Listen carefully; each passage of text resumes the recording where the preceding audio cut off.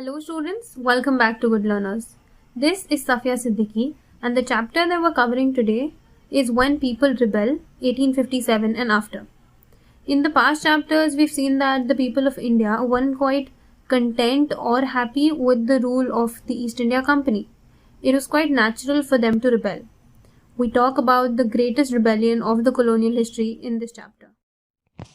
Now, as I mentioned earlier, there was discontent amongst the masses due to the various policies of the British. But not just that, the Nawabs and the Rajas too saw this as a threat to their authority and honor. Their freedom and their territories too were being taken away in stages. There were many ruling families that tried to negotiate their way with the East India Company. Rani Lakshmi Bai wanted the company to recognize her adopted son as the heir to the kingdom. Nana Sahib too fought for the same. Now you should remember that Awadh, as we studied earlier, was annexed by the company, stating that it was their duty to save the people of Awadh from the misgovernance of the Nawab. This agitated the people. The company also began to plot plans to end the Mughal dynasty. Now the peasants and the zamindars too faced the brunt of the East India Company. The ever-increasing taxes and revenues left them in debt.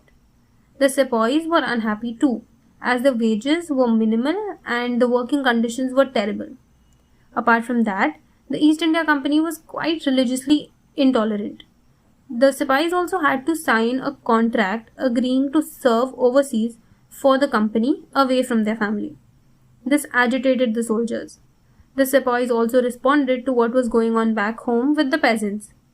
Anger of the peasants spread amongst the sepoys and they came together to rebel. Now the British also thought that the Indian society needed to be reformed. There were new laws passed in order to stop sati.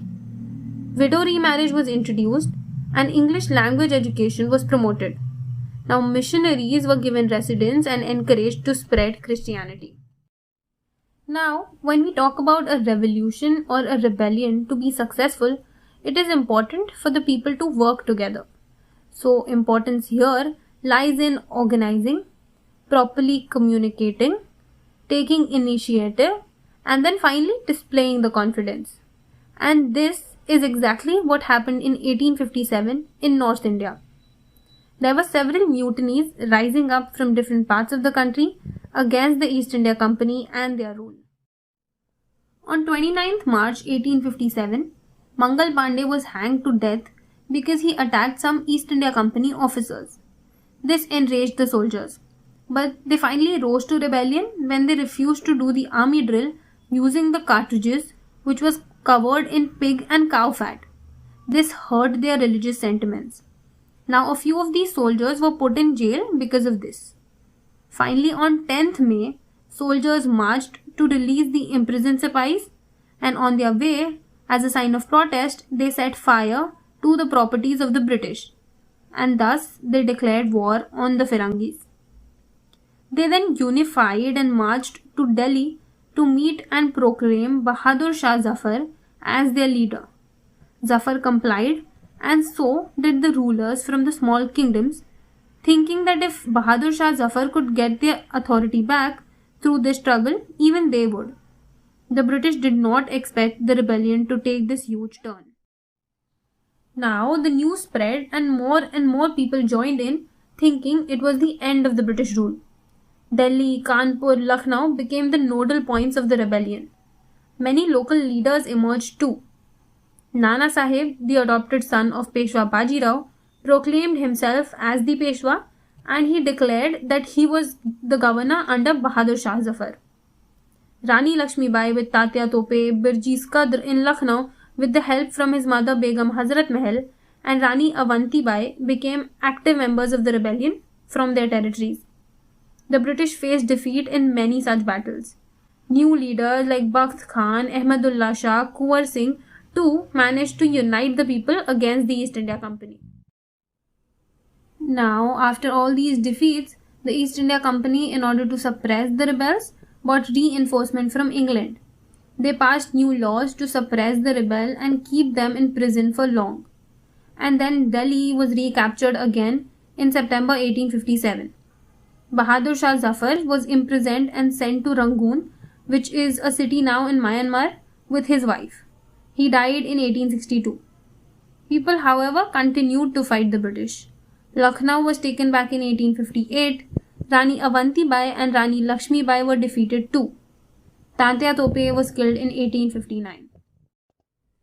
Later on, the British tried to lure the zamindars and the landowners. Loyal landowners who did not kill any white people were promised rewards to gain back their trust. Nevertheless, hundreds of sepoys, nawabs, rajas were tried and hanged. Now the British regained control, but the outrage of the people led them to change the policies in place. A new act was introduced, and all the powers of the East India Company was now transferred to the British Crown in England for better and responsible administration. A member of the British Cabinet was appointed the Secretary State of India. An Indian Council was set up, and the Governor-General was given the title of the Viceroy. Now all the ruling chiefs within different territories were reassured that there would be no threat to their authority, territory and power, but their kingdom were to be held subordinates of the British Crown, which means that they would be responsible and answerable to the British Queen. Now there were other changes too. The proportion of the Indian soldiers in the army was changed. More European soldiers were now included. Earlier there were soldiers from Awadh and Bihar. They were now replaced with Gurkhas, Sikhs and Pathans. The property of the Muslims were confiscated on a large scale, as they were considered as the main reason behind the rebellion. The British also decided to respect the customary religious and social practices of the Indians. And finally, new policies were made to protect landlords and zamindars. Thus, a new phase of history began after 1857. If you feel the video was helpful, like, comment and share, and subscribe to Good Learners for more.